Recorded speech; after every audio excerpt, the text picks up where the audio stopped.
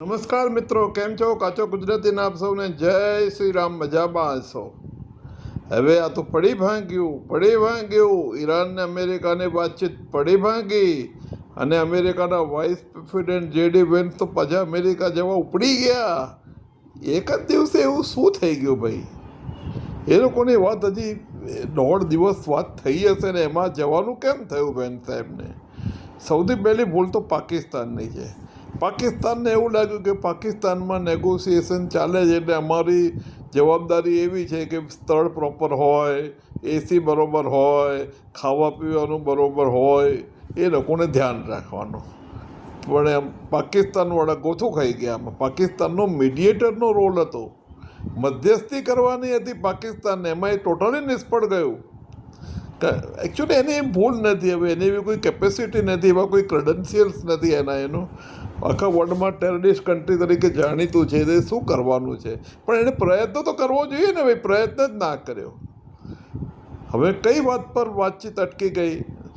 સૌથી પહેલાં તો હોર્મુઝ વોટરવે પર અમેરિકાએ કહ્યું કે એને ચાલુ કરો. ઈરાને કહે કે ભાઈ અમે ચાલુ કરીશું પણ રિસ્ટ્રિક્ટેડ વેમાં, ટોલ ટેક્સ લગાવીને વગેરે વગેરે, અમારી મરજીથી કરીશું. બીજી કે ન્યુક્લિયર વેપનનું ડેવલપમેન્ટ બંધ કરો. ઈરાન કે નથિંગ ડુઈંગ, અમે ડેવલપ કરીશું કારણ કે અમને ડર છે અમેરિકાનો અને બીજા બધાનો, જે લોકો ન્યુક્લિયર પાવર છે એનો. ને અમારે બી ન્યુક્લિયર પાવર બનવું છે. તમે બની શકો તો અમે બની શકો, કોઈ અમને રોકી શકવાનું છે નહીં.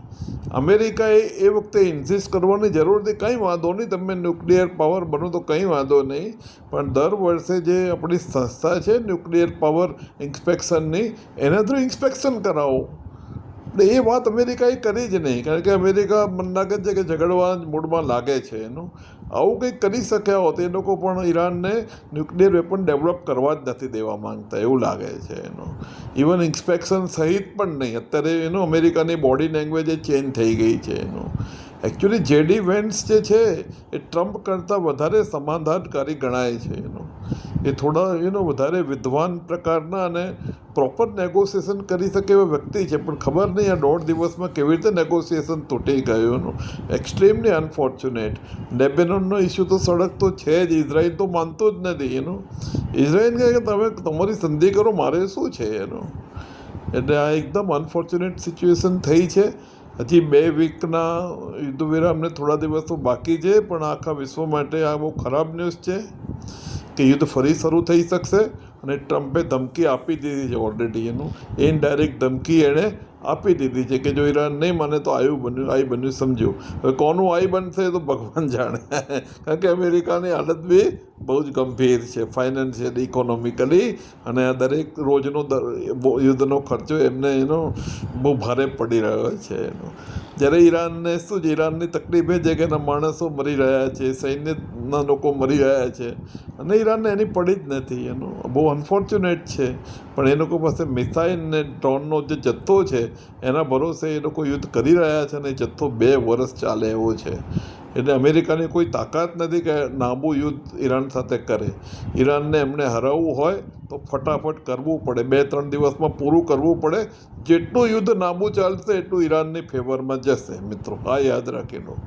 જેટલું ઓલરેડી 40 દિવસનું યુદ્ધ થઈ ગયું છે અને એમાં અમેરિકાની પથારી ફરી ગઈ છે. અમેરિકાએ જ ઇનિશિયેટિવ લીધો કે આપણે નેગોશિએશન કરીએ, કારણ કે અમેરિકા ઢીલું પડી ગયું છે. કારણ કે એમનું $39 ટ્રિલિયન દેવું છે, રોજનું દેવું વધી રહ્યું છે, બેન્કોની હાલત ખસ્તા છે. એટલે હવે આ બધી તકલીફોને કારણે અમેરિકાને નેગોશિએશન કરવું છે, પણ એટલી ઈરાન કોઈ વાત માનવા તૈયાર નથી.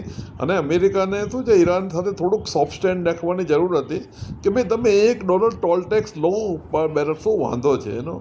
પણ નહીં, એ લોકોને રસ્તો ખુલ્લો કરો, અનકન્ડિશનલ ખુલ્લો કરો, અને ન્યુક્લિયર વેપન્સનું ડેવલપમેન્ટ બંધ કરો, જેના માટે ઈરાન કદી તૈયાર થાય નહીં. કારણ કે ઈરાનને ડર જ છે કે એમની પર ગમે ત્યારે ન્યુક્લિયર એટેક થઈ શકે. અને આ બધા લોકોએ ન્યુક્લિયર ડેવલપમેન્ટ કર્યું તો અમે કેમ ના કરીએ એનું સ્ટાન્સ એવું છે એનું.